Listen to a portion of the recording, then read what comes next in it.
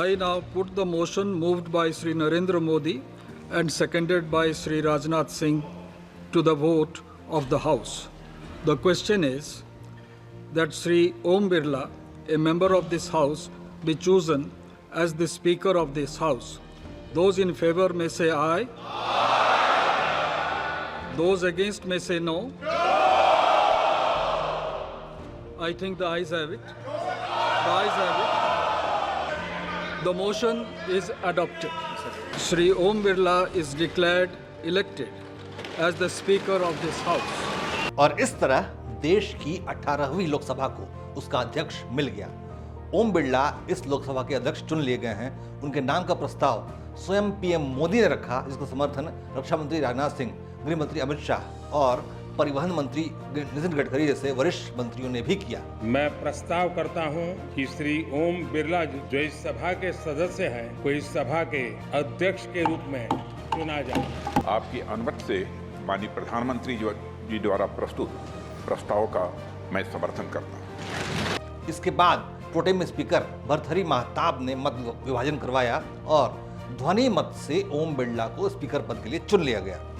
ध्वनि मत से जीत के बाद नवनियुक्त स्पीकर को कुर्सी तक ले आने के लिए सत्ता पक्ष की तरफ से पीएम मोदी और संसदीय कार्य मंत्री किरण रिजिजू और उधर विपक्ष की ओर से राहुल गांधी आगे बढ़े। इस दौरान एक बड़ा ही दुर्लभ दृश्य देखा कि राहुल गांधी ने पीएम मोदी से हाथ मिलाया।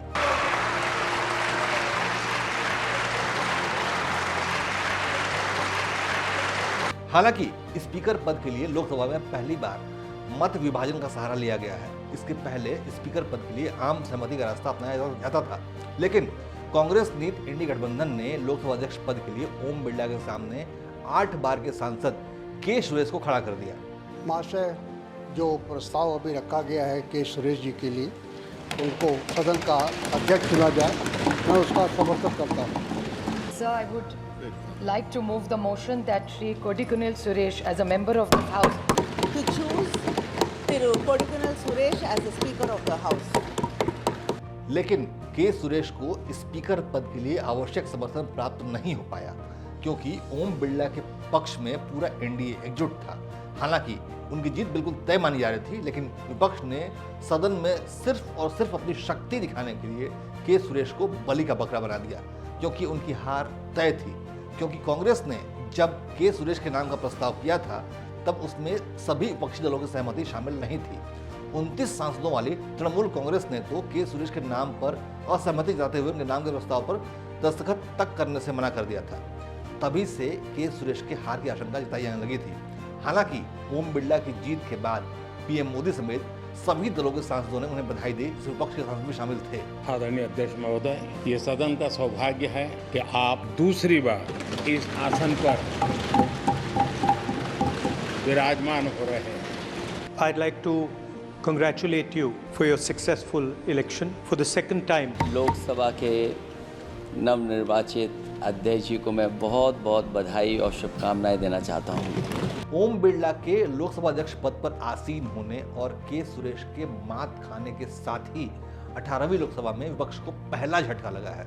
हालांकि इस बार इंडी गठबंधन के पास 233 सांसदों का संख्या बल है, लेकिन तुलना की जाए तो इंडी गठबंधन में शामिल सभी दलों से ज्यादा 240 सीटें अकेली भाजपा के ही पास है, जबकि भाजपा के नेतृत्व वाले राष्ट्रीय जनतांत्रिक गठबंधन के पास 293 सीटें मौजूद हैं, जो कि सरकार चलाने के लिए जरूरी 272 सांसदों से काफी ज्यादा है। लेकिन जिस तरह लोकसभा सत्र की शुरुआत से ही विपक्ष ने टकराव का रास्ता अख्तियार कर लिया है, उसे देखते हुए लगता है आने वाले समय में संसद में सत्ता और प्रतिपक्ष के बीच ये शह और मात का खेल लगातार चलता रहेगा। जय हिंद, जय भारत।